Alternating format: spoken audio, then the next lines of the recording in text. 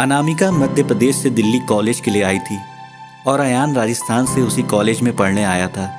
अयान एक सीधा साधा लड़का है जो ना लड़कियों से ज़्यादा बात करता है और ना किसी से ज़्यादा मतलब रखता है।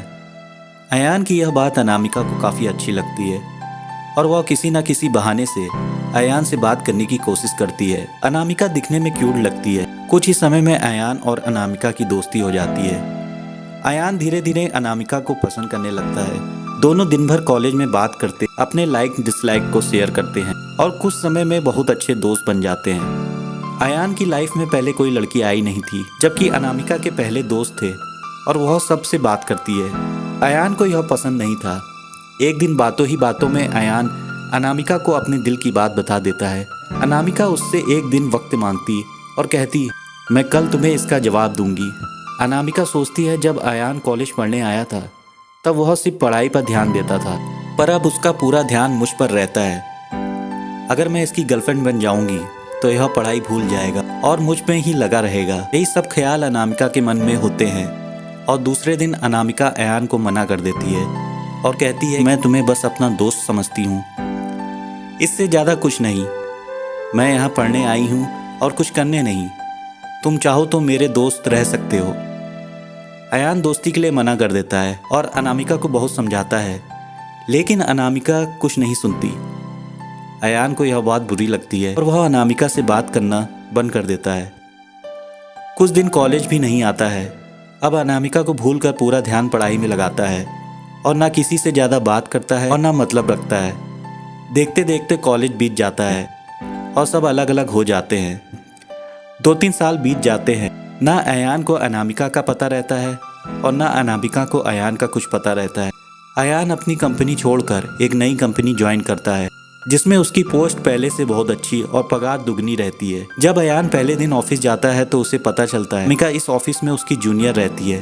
वह उस पर बिल्कुल भी ध्यान नहीं देता है और काम में ही लगा रहता है। कुछ दिनों तक ऐसा ही चलता रहा, पर दोनों एक दूसरे को पहले से जानते थे और एक दिन दोनों को एक प्रोजेक्ट के लिए साथ में बाहर जाना पड़ता है। प्रोजेक्ट के बाद ना चाहते हुए भी अयान और अनामिका की बात होने लगती है।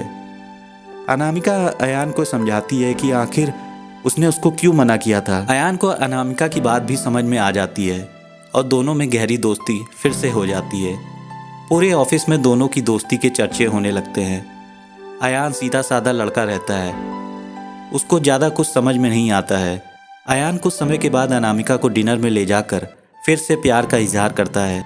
अनामिका इस बार अयान से मना नहीं करना चाहती, पर उसके पास कोई चारा नहीं है क्योंकि कुछ ही दिनों में उसकी शादी होने वाली थी। अनामिका अयान को अपनी शादी की बात बताती है। इस पर अयान का दिल पूरी तरह से टूट जाता है और बिना कुछ कहे वहाँ से चला जाता है। अनामिका रात में सोचती है कि अयान से अच्छा लड़का मुझे कभी नहीं मिलेगा। वह फैसला करती है कि कल ही अयान को हाँ कर दूंगी और मम्मी पापा को अयान से शादी के लिए मना लूँगी। बस दूसरे दिन अनामिका ऑफिस जाती है तो उसको पता चलता है कि अयान ऑफिस छोड़कर चला गया और दोबारा कभी कंपनी नहीं आएगा। जाते जाते अयान अनामिका को एक खत लिख जाता है, जिस दिन से मैंने तुम्हें देखा था उसी दिन से मैं तुमसे प्यार करता हूँ। मैं तुम्हें ज़िंदगी में कभी नहीं भूल पाऊँगा। तुम जहाँ भी रहो, जिसके साथ भी रहो, खुश रहो। अब इस जीवन में मैं इस दर्द के साथ ही जिंदा रहूँगा। मैंने हमेशा तुमसे प्यार किया है और केवल प्यार किया है। तुम मेरी ज़िंदगी में आने वाली पहली और आखिरी लड़की हो। अब ना मेरी ज़िंदगी में कोई आएगा और ना ही मैं किसी को आने दूंगा। मैं बस अब तुम्हारी यादों में रहूँगा। आज के बाद पूरी ज़िंदगी में तुम्हें कभी अपनी शक्ल नहीं दिखाऊंगा। बस भगवान से यही दुआ करता हूँ कि तुम जहाँ भी रहो खुश रहो, आबाद रहो और शादी के लिए बहुत बहुत शुभकामनाएँ।